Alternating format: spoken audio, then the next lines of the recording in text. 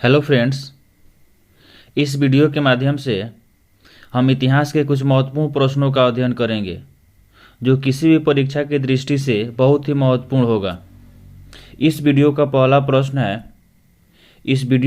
प्रश्न है, इनमें से किस फसल का ज्ञान वैदिक काल के लोगों को नहीं था। पहला क्वेश्चन है कि इनमें से किस फसल का ज्ञान वैदिक काल के लोगों को नहीं था। तो इसका सही आंसर है तंबाकू, यानी कि तंबाकू के फसल का ज्ञान वैदिक काल के लोगों को नहीं था। दूसरा क्वेश्चन है कि किस वेद में प्राचीन वैदिक युग की संस्कृति के बारे में सूचना दी गई है। दूसरा क्वेश्चन है, किस वेद में प्राचीन वैदिक युग की संस्कृति के बारे में सूचना दी गई है। पहला ऑप्शन है ऋग्वेद, उसके बाद है यजुर्वेद, उसके बाद अथर्ववेद और चौथा ऑप्शन है सामवेद। तो इसका सही आंसर है ऋग्वेद। दूसरा क्वेश्चन का पहला ऑप्शन सही है ऋग्वेद। उसके बाद आता है क्वेश्चन नंबर 3। क्वेश्चन नंबर 3 है, ऋग्वैदिक आर्यों का मुख्य व्यवसाय क्या था। क्वेश्चन नंबर 3 है कि ऋग्वैदिक आर्यों का मुख्य व्यवसाय क्या था। पहला ऑप्शन है कृषि, दूसरा पशुपालन, तीसरा शिक्षा और चौथा व्यवसाय। तो इसका सही आंसर है पशुपालन, यानी कि ऋग्वैदिक आर्यों का मुख्य व्यवसाय पशुपालन था। चौथा क्वेश्चन है कि भारतीय संगीत का आदि ग्रंथ कहा जाता है। भारतीय संगीत का आदि ग्रंथ कहा जाता है। तो इसका सही आंसर है सामवेद, यानी कि सामवेद को भारतीय संगीत का आदि ग्रंथ कहा जाता है। सामवेद को गायन से संबंध है। इस वेद में देवकी पुत्र कृष्ण की चर्चा पहली बार किया गया है। इस वेद में कुल मिलाकर 1875 ऋचाएँ, यानी कि सामवेद में 1875 ऋचाएँ हैं, जिसमें 75 ऋचाओं को छोड़कर शेष सभी ऋचाएँ ऋग्वेद से ली गई है। इस वेद में देवताओं की स्तुति को गायन शैली में लिखा गया है।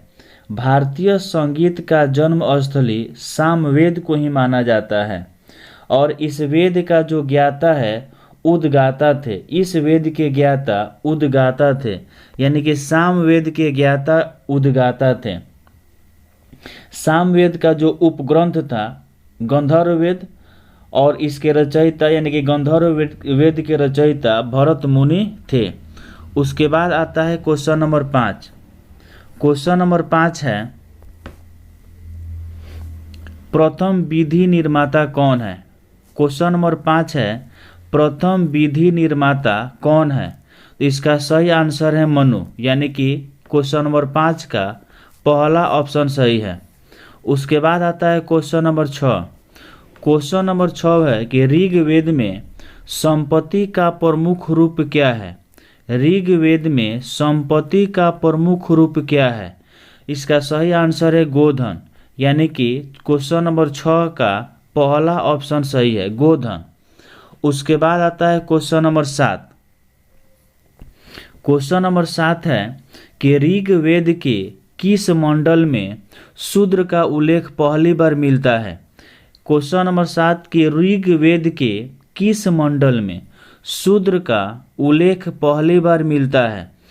पहला ऑप्शन है 7वें, दूसरा है 8वें, तीसरा है 9वें और चौथा ऑप्शन है 10वें। तो इस क्वेश्चन का सही आंसर चौथा ऑप्शन है, यानी कि 10वें मंडल में, यानी कि क्वेश्चन 10वें मंडल के पुरुष सूक्त में पहली बार शूद्र की चर्चा किया गया है। ऋग्वेद में तीसरे मंडल में गायत्री मंत्र की भी चर्चा किया गया है। ऋग्वेद का जो उपवेद है आयुर्वेद है और आयुर्वेद के रचनाकार धन्वंतरी हैं। ऋग्वेद के ज्ञाता होत्रा थे।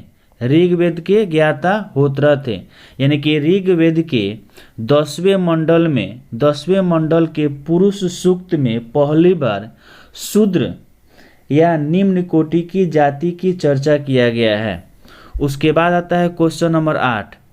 क्वेश्चन नंबर 8 है कि चरक संहिता नामक पुस्तक किस विषय से संबंधित है। क्वेश्चन नंबर 8 है कि चरक संहिता नामक पुस्तक किस विषय से संबंधित है। इसका सही आंसर है चिकित्सा, यानी कि इसका तीसरा ऑप्शन सही है। उसके बाद आता है क्वेश्चन नंबर 9।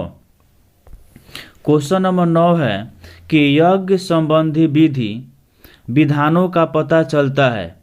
क्वेश्चन नंबर 9 है कि यज्ञ संबंधी विधि विधानों का पता चलता है।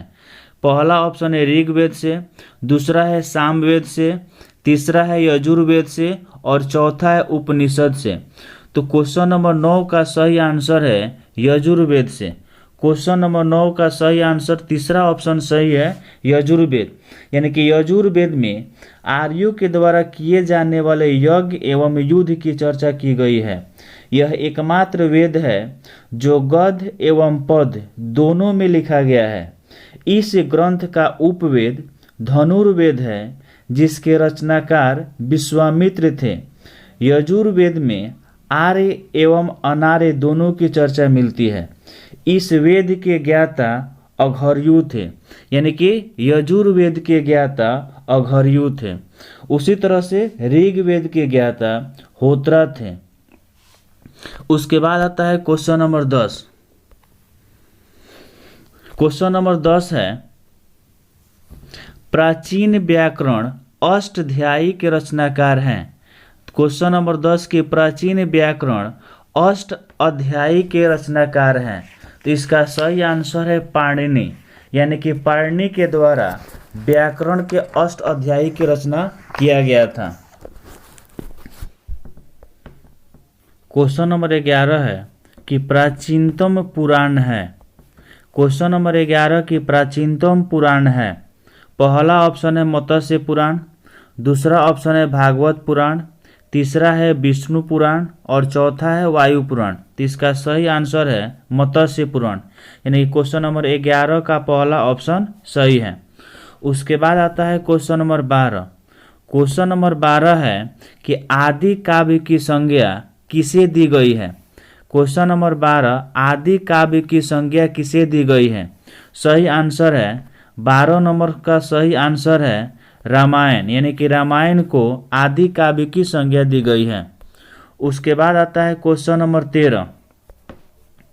क्वेश्चन नंबर 13 है कि गायत्री मंत्र की रचना किसने की थी। क्वेश्चन नंबर 13 गायत्री मंत्र की रचना किसने की थी। सही आंसर है विश्वामित्र, यानी कि विश्वामित्र के द्वारा गायत्री मंत्र की रचना किया गया था। क्वेश्चन नंबर 13 का दूसरा ऑप्शन सही है। उसके बाद आता है क्वेश्चन नंबर 14। क्वेश्चन नंबर 14 है जादू टोना की चर्चा किस वेद में हुआ है। जादू टोना की चर्चा किस वेद में हुआ है।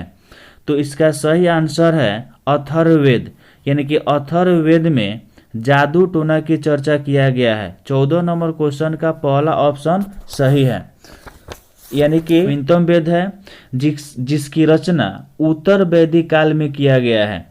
इस वेद में जादू टोना, अंधविश्वास, टोटका, भूत पिचास, विभिन्न रोग एवं उसके निवारण की चर्चा की गई है। पहली बार जीवाणु विज्ञान, आयुर्विज्ञान एवं वास्तुशास्त्र की चर्चा अथर्ववेद में ही की गई है। इस वेद का उपवेद अथर्ववेद का उपवेद शिल्प वेद है, जिसकी रचना विश्वकर्मा के द्वारा किया गया है। Question number 15। क्वेश्चन नंबर 15 है कि आर्य सभ्यता का दक्षिणी भारत में विस्तार किसके द्वारा किया गया था। क्वेश्चन नंबर 15 है कि आर्य सभ्यता का दक्षिण भारत में विस्तार किसके द्वारा किया गया था। सही आंसर है अगस्त ऋषि।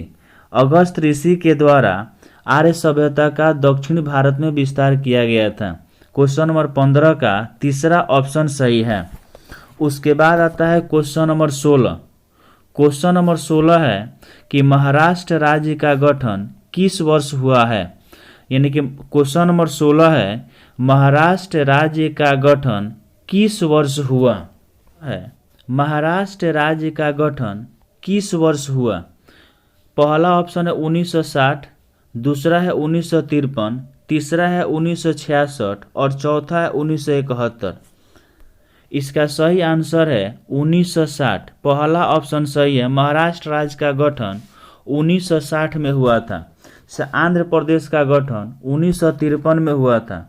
महाराष्ट्र 1960 में, गुजरात 1960 में, नागालैंड 1963 में, हरियाणा राज्य का गठन 1966 में, हिमाचल प्रदेश का गठन 1971 में, मेघालय का गठन 1972 में, मणिपुर त्रिपुरा का गठन 1972 में, सिक्किम का गठन 1975 में, मिजोरम, अरुणाचल प्रदेश, गोवा का गठन 1987 में, छत्तीसगढ़, उत्तराखंड एवं झारखंड का गठन 2000 ईस्वी में और तेलंगाना का गठन 2014 में हुआ था।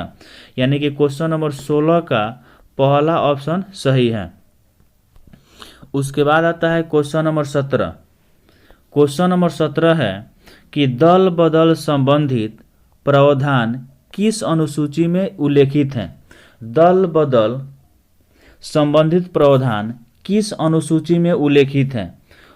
पहला ऑप्शन है 9वीं अनुसूची, दूसरा है 10वीं अनुसूची, तीसरा है 11वीं अनुसूची और चौथा ऑप्शन है 12वीं अनुसूची। तो इस प्रश्न का दूसरा ऑप्शन सही है, यानी कि 10वीं अनुसूची। 10वीं अनुसूची में दल बदल संबंधित प्रावधान उल्लेखित है। हम जानते हैं कि हमारे संविधान में, वर्तमान संविधान में 12 अनुसूची है। जो पहला अनुसूची है, पहले अनुसूची में भारतीय संघ के राज्य एवं संघ शासित क्षेत्रों का उल्लेखित है। दूसरी अनुसूची में भारतीय राज्य व्यवस्था के विभिन्न पदाधिकारी जैसे राष्ट्रपति, राज्यपाल, लोकसभा के अध्यक्ष और उपाध्यक्ष, राज्यसभा के सभापति एवं उपसभापति इत्यादि व्यक्तियों के वेतन, भत्ते और पेंशन आदि का उल्लेख किया गया है। तीसरे अनुसूची में विभिन्न पदाधिकारियों से संबंधित शपथ ग्रहण की चर्चा की गई है। चौथे अनुसूची में राज्यों तथा विभिन्न राज्यों तथा संघीय क्षेत्रों की राजभाषा में राज्यसभा में प्रतिनिधित्व का विवरण दिया गया है। यानी कि चौथी अनुसूची से राज्यसभा में विभिन्न राज्यों से, राज्यसभा के लिए विभिन्न राज्यों के लिए सीटों का बंटवारा किया गया है। पांचवी अनुसूची में विभिन्न अनुसूचित क्षेत्रों और अनुसूचित जनजाति के प्रशासन और नियंत्रण के बारे में उल्लेखित है। छठी अनुसूची में असम, मेघालय, त्रिपुरा और मिजोरम राज्यों के जनजातीय क्षेत्रों के प्रशासन के बारे में प्रावधान है। सातवीं अनुसूची केंद्र और राज्यों के बीच शक्ति का बंटवारा।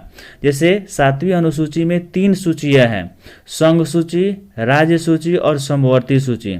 8वीं अनुसूची में भारत की 22 भाषाओं का उल्लेख किया गया है। 9वीं अनुसूची में, यानी कि 9वीं अनुसूची को प्रथम संविधान संशोधन अधिनियम 1951 के द्वारा जोड़ा गया। 10वीं अनुसूची यह संविधान के 52वें संशोधन 1985 के द्वारा जोड़ा गया। इसी में दल बदल से संबंधित प्रावधान का उल्लेख है। 11वीं अनुसूची, यह अनुसूची संविधान में 73वें संवैधानिक संशोधन 1993 के द्वारा जोड़ा गया। और 12वीं अनुसूची, यह अनुसूची संविधान में 74वें संवैधानिक संशोधन 1993 के द्वारा जोड़ा गया। इसमें शहरी क्षेत्र की स्थानीय स्वशासन संस्थाओं को कार्य करने के लिए 18 विषय प्रदान किए गए हैं, जहां 11वीं अनुसूची में पंचायती राज संस्थाओं को कार्य करने के लिए 29 विषय प्रदान किए गए हैं। उसके बाद आता है क्वेश्चन नंबर 18। क्वेश्चन नंबर 18 है कि राज्य पुनर्गठन आयोग के अध्यक्ष थे। क्वेश्चन नंबर 18 है राज्य पुनर्गठन आयोग के अध्यक्ष थे। इसका सही आंसर है फजल अली। इसका पहला ऑप्शन सही है। क्वेश्चन नंबर 19 है। क्वेश्चन नंबर 19 है कि नीति निर्देशक तत्व भारतीय संविधान के किस भाग में है। नीति निर्देशक तत्व भारतीय संविधान के किस भाग में है? इसका सही आंसर है भाग 4, यानी कि दूसरा ऑप्शन सही है। भाग 1 में संघ एवं उसका राज्य क्षेत्र है, जो अनुच्छेद 1 से 4 तक है। भाग 2 में नागरिकता है, अनुच्छेद 511, 5 से 11। भाग 3 में मौलिक अधिकार है, अनुच्छेद 12 से 35। भाग 4 में नीति निर्देशक तत्व है, अनुच्छेद 36 से 51। भाग 4 का क मूल कर्तव्य है, अनुच्छेद 51 के क। भाग 5 में संघ है, अनुच्छेद 52 से 151। भाग 6 में राज्य है, अनुच्छेद 152 से 237। भाग 8 में संघ राज्य क्षेत्र है, अनुच्छेद 239 से 242। भाग 11 संघ और राज्यों के बीच संबंध, अनुच्छेद 245 से 263। भाग 14 संघ एवं राज्यों के अधीन सेवाएं हैं, अनुच्छेद 308 से 323। भाग 15 निर्वाचन से संबंधित है, अनुच्छेद 324 से 329। भाग 17 है राज्य से संबंधित, अनुच्छेद 343 से 351। भाग 18 है आपात उपबंध है, अनुच्छेद 352 से 360। और भाग 20 है संविधान संशोधन, अनुच्छेद 368 है। उसके बाद आता है क्वेश्चन नंबर 20।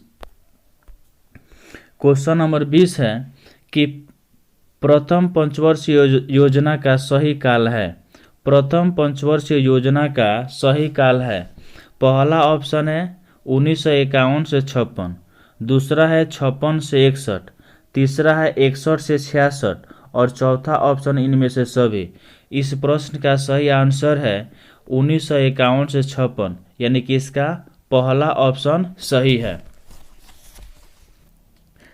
पहली पंचवर्षीय योजना 1951 से 1956 तक चला, दूसरी 1956 से 1961 तक, तीसरा 1961 से 1966 तक, चौथा 1969 से 1974 तक, पांचवा 1974 से 1978 तक, छठा 1980 से 1985 तक। इस तरह से 2012 से 2017 12वीं पंचवर्षीय योजना चला। उसके बाद क्वेश्चन है 21। क्वेश्चन नंबर 21 है कि काम के बदले अनाज कार्यक्रम किस वर्ष प्रारंभ हुआ? काम के बदले अनाज, तो इसका सही आंसर है 1977 से 78। उसके बाद आता है क्वेश्चन नंबर 22। क्वेश्चन नंबर 22 है कि निम्न में अदिश राशि है।